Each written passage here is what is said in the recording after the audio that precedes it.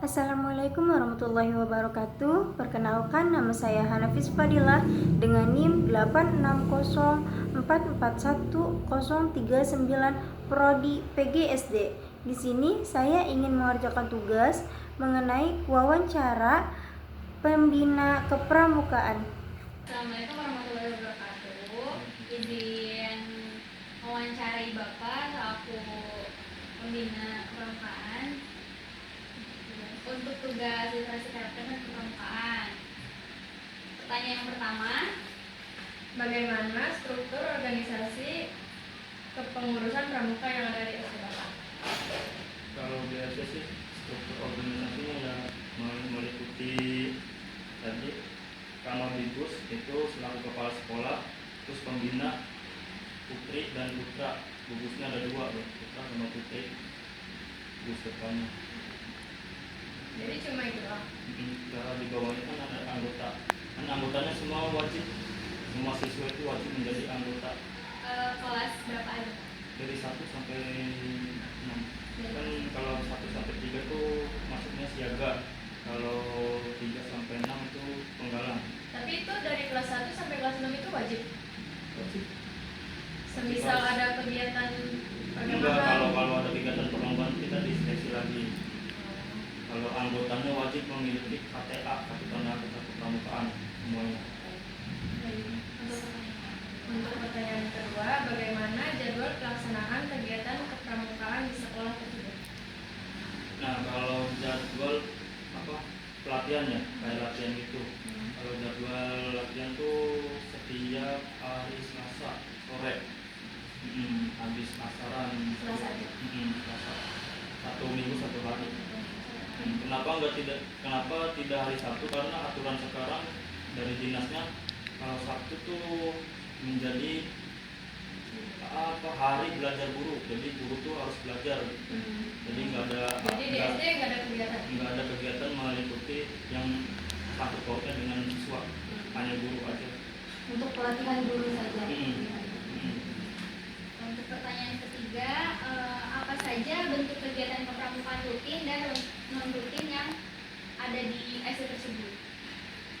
Kalau biasanya latihan rutin itu biasanya seperti baris berbaris, terus pencapaian SKU, terus TKP, ya, udah itu aja. Kalau non rutinnya biasanya kalau persiapan lomba, kalau misalkan kategori lomba-lombanya apa aja, nanti kita latihan misalkan jangkanya 2 bulan ke belakang. Tapi itu pelatihannya tiap hari? Kalau misalkan mau persiapan lomba tiap hari latihannya. Yang ikut lomba yang dari seleksi, bukan semua siswa ya. Iya. Yang terpilih saja. Ya, yang untuk latihan rutin juga enggak semua siswa. Jadi dipilih biasanya dari kelas 5 sampai kelas 4 sampai kelas 5 yang ikut persiapan buat jambore biasanya. Untuk pertanyaan yang keempat itu bagaimana ketersediaan sarana dan prasarana yang mendukung pelaksanaan kegiatan pramuka di sekolah? Kalau di SD yang Tegal 1 kalau sarana sudah memadai ya, seperti tenda buat kemah atau jambore, terus tongkat-tongkat atau tali, terus bendera-bendera regu, semua sudah ada. Sudah lengkap ya? Ya, sudah lengkap. Untuk pertanyaan yang kelima, bagaimana sistem penilaian kegiatan kepramukaan yang diterapkan oleh pembina pramuka? Kalau penilaiannya dari yang pertama segi kedisiplinan, Ya. itu aktif enggak anaknya, terus pencapaian itunya, materinya, akademisnya gitu. Ya, gitu. Untuk pertanyaan selanjutnya, apa saja presentasi yang telah diraih oleh gugus Prestasi. depan pramuka sekolah tersebut? Prestasi ya. Iya, prestasinya. Sebenarnya kalau melihat ke belakang sih ya, beberapa tahun ke belakang ada beberapa prestasi. Kemarin ada ya, pas waktu hari pramuka kan Yang di kecamatan? Kan di Cilemaya kan nggak ada jamburet, nggak ada Iya. kemah. Gantinya kan pesta siaga.